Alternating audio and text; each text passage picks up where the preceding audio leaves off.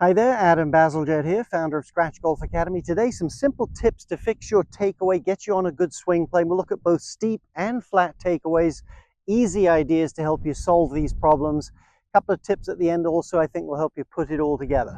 So what is this simple takeaway that gets us on plane? Simply look at the design of the golf club. This is Julieta Granada of the LPGA. You want to be about on that. She's really, really good here. Maybe slightly above or below, but when you're near that, that sets you in a position midway back where the club's looking about at the ball or maybe inside it. That gets you on plane. Okay, simple way to check your takeaway. Put a golf club on the ground for alignment. Put an alignment rod stuck in the ground. I'm using an 8-iron here, so whatever club you have, let it rest slightly on its heel.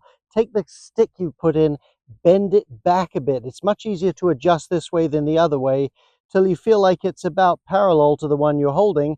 Now, when I swing from a little above it, from about in here, I can check that takeaway. Obviously, flat hits the stick. Can you play great golf with a crummy takeaway, way in or way out? You absolutely can. There's been a number of examples of great players did that. It is far more difficult, though, once the club's out of position and off plane, to redirect it consistently and get it in the right position. Another factor before we move forward, you'll find you'll be a much more reliable chipper and pitcher these small swings when you don't get the club out of position in the beginning of the backswing. Okay, let's have a look at the beginning, the inside takeaway. So for contrast here, we have Julieta on the left, then more of a flat or inside takeaway, and only slightly. I didn't want to use anything too exaggerated, but you'll see the club significantly more behind the hands. There's a lot more angle there in that back wrist. This back wrist looks a lot more stable, and you see more folding of that right arm. So when you look at Julieta, the triangle of her arms and shoulders, even though there's the beginnings of the folding of the right arm, is more intact, and there's more tilt, not this level look across the shoulders, not so much folding of that back arm and wrist. So you see the same look there, the triangle of the arms and shoulders, and with the club staying more in front of my hands when I do hinge it, now I'm on the good plane, and it just makes it so much easier to flow through your swing and without compensations take a good rip at it.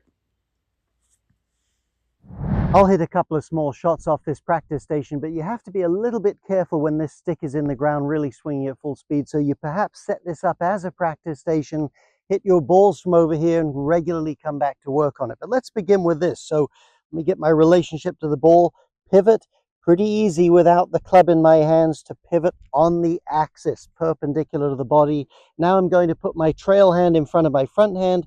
Feel that triangle formed by the arms and shoulders stays intact. Then I can begin to feel it with the golf club. If you're still going inside and tapping the stick, try this. Slightly pre-hinge the club vertically, then feel the same thing. It's a little exaggerated, but that will start to give you the feel. And pretty soon, you can start to pop a few shots like that and then build up speed in your swing. Let's have a quick look from here. So nice pivot to start the backswing. You'll see the structure, or the triangle if you like, formed by the arms and shoulders staying very much intact in the early going and the beginnings of some wrist cock. And when you can get it away like this, you are going to get on plane, and from there, so much easier to just let the swing go, let it flow without having to make a lot of compensations to hit the ball. Now for the less common case of picking it up or club getting well above the ideal plane in the takeaway, certainly you'd say Matthew Wolff, Jim Furyk, some of these players, Fred Couples even a little bit, tend to do this. It's preferable because at least you can drop it in. Preferable is an ideal swing plane, but inside's a tough one. Let's have a look at it. Now let's assume for just a moment we're not bending the wrist or rolling that this is reasonably structured. You could fairly and squarely say the pivot motion of the body is what gives the arms and hands and swing its depth and roundedness.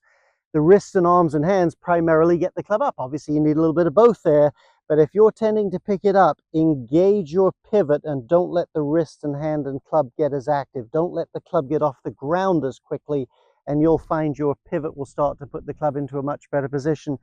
Again, you have to work at this stuff a little bit, so let's try this little swing here. Not going to pick it up. Pop it out there, no big difficulty there.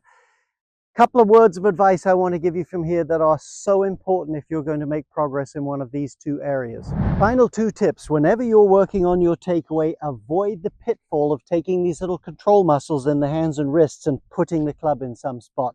Get a flow, get a feel. We've given you some keys on that. feel it out that way. Don't place it. Number 2 key, don't be afraid to either position it, then do a little one. In other words, pause and go, and or just be so lackadaisical about contact, so much in different speed that you can feel things.